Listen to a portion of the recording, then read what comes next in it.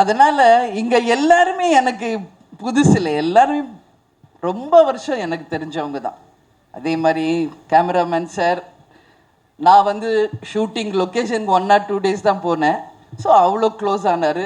Rajesh sir, உங்கள் படம் ரொம்ப பிடிக்கும் கேப்டனுக்கும் எனக்கும்.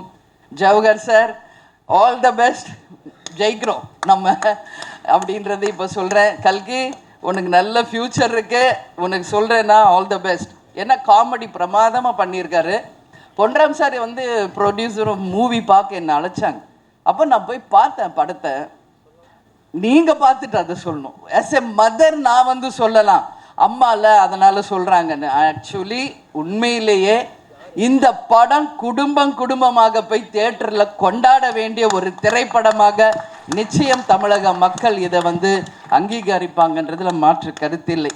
விஜய் பிரபாகர் அண்ட் சண்முக பாண்டியன் கேப்டனுடைய தவ புதல்வர்கள், அதை வந்து கரெக்டாக நீங்கள் நோட் பண்ணீங்க. சண்முகா என்ட்ரி ஆகுறாரு, எந்திரிச்சு நின்று அதை வந்து ஃபோனில் ஷூட் பண்ணுறாரு பிரதர்னா, அதுதான் அவங்களுக்கு 2 பேருக்குள்ள அந்த பாண்டிங். ஸோ அண்ணனுக்கு தம்பியும் தம்பிக்கு அண்ணனும் எப்பவுமே ஒன்றா தான் இருப்பாங்க, அந்த மாதிரி. ஸோ இந்த படத்தை பற்றி நான் எஸ்பெஷலி சொல்லணுன்னா, ராஜா சாரும் யுவனும் சேர்ந்து பாடியிருக்காங்க. அது வந்து மிகப்பெரிய ஒரு ப்ளஸ் இந்த படத்துக்கு.